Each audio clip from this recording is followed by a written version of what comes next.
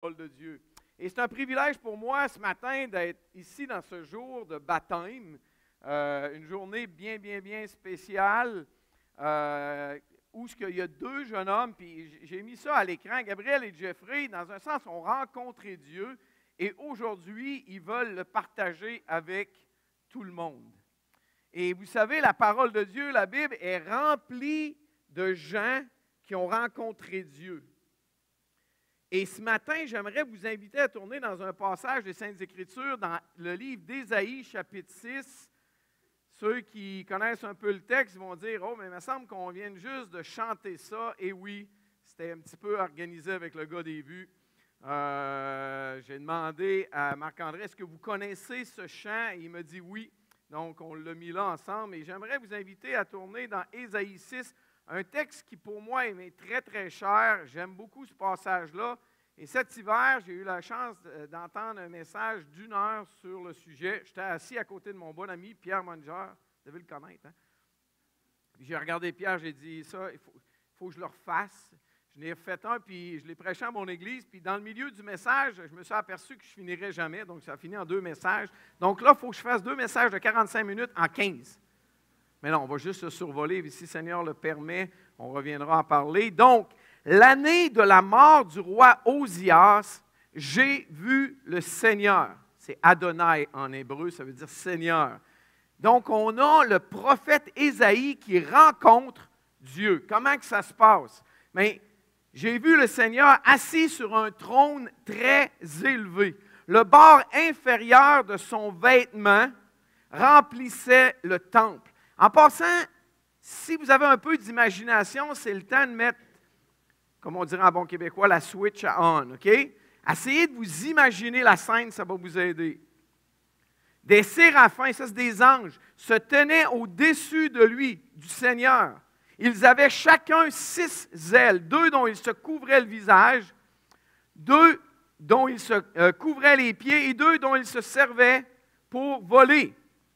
Ils criaient l'un à l'autre, « Saint, Saint, Saint est l'Éternel. » Le mot « éternel », c'est le mot « Yahweh », c'est le mot « je suis ». C'est la personne de Dieu lui-même, le maître de l'univers. Sa gloire remplit toute la terre. Les montants des portes se sont mis à trembler à cause de la voix qui retentissait et le temple a été rempli de fumée. Est-ce que vous voyez la scène? Il y a un homme qui a rencontré Dieu. Et en passant, la parole de Dieu a tout de même plusieurs exemples. Moïse a rencontré Dieu. Il a tremblé. Ézéchiel nous donne une vision de Dieu. Pierre, Jean-Jacques, sur la montagne, vous vous souvenez, sont montés. Puis Pierre s'est mis à dire des niaiseries, il ne savait plus quoi dire. Tellement c'était grandiose. Jean, l'apôtre Jean, dans l'Apocalypse, il va avoir une vision de Dieu. Essayez de vous imaginer rencontrer Dieu. En passant, je vous mets une image. C'est un dessin, je ne sais pas si vous pouvez bien voir, le projecteur, c'est peut-être pas le plus clair, mais c'est une image de la gloire de Dieu. C'est basé sur la vision d'Ézéchiel, le prophète Ézéchiel. Grandiose. Et vous savez, la partie que j'aime le plus de ça, c'est ça ici. On ne le voit pas très bien. Ça, c'est le gars qui est en bas qui voit ça.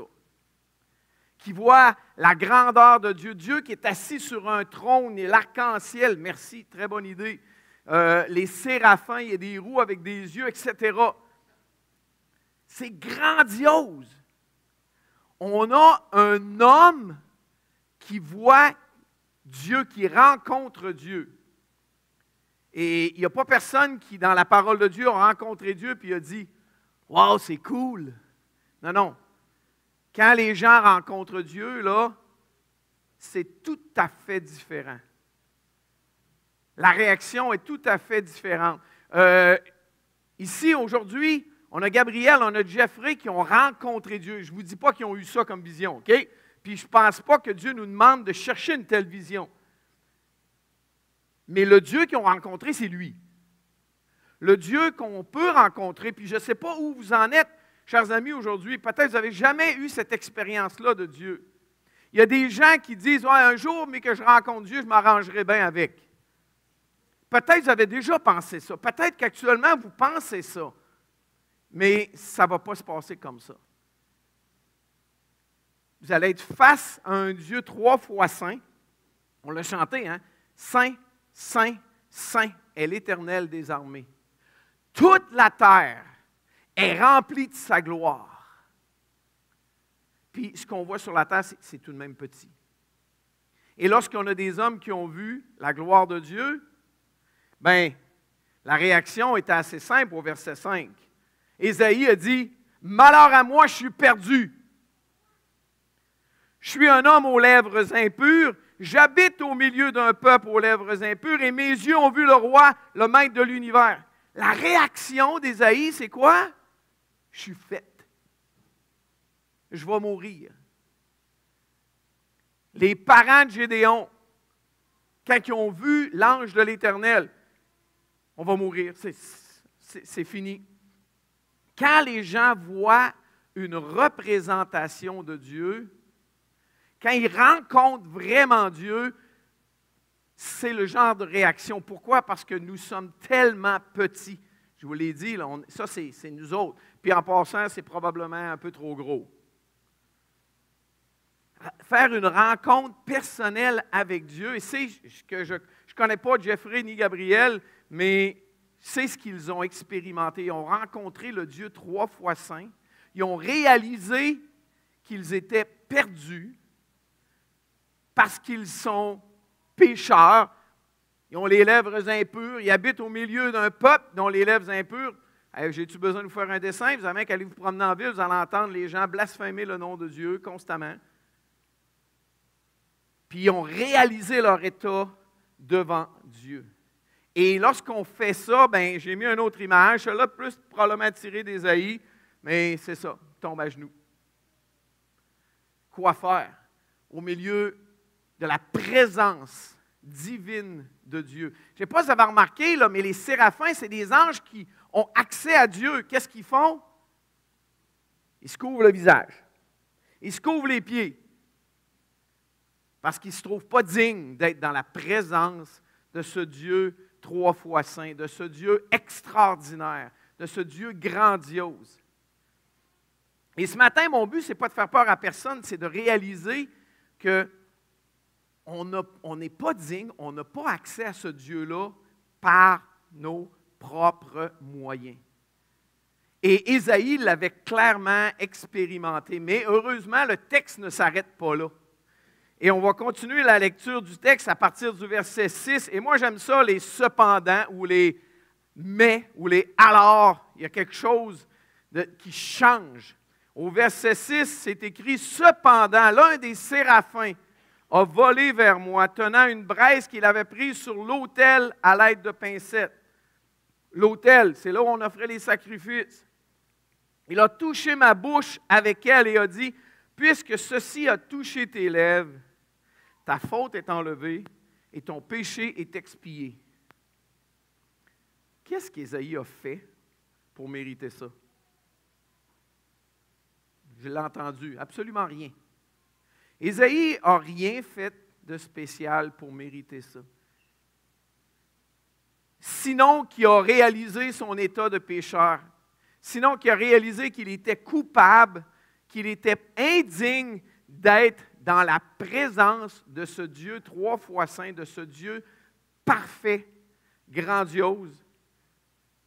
Sinon qu'il a eu la bonne attitude. Sinon qu'il n'a pas dit que je vais m'arranger avec Dieu, mais que je le vois, tu vas voir, on va s'arranger comme du monde. Non, ça ne fonctionnera jamais.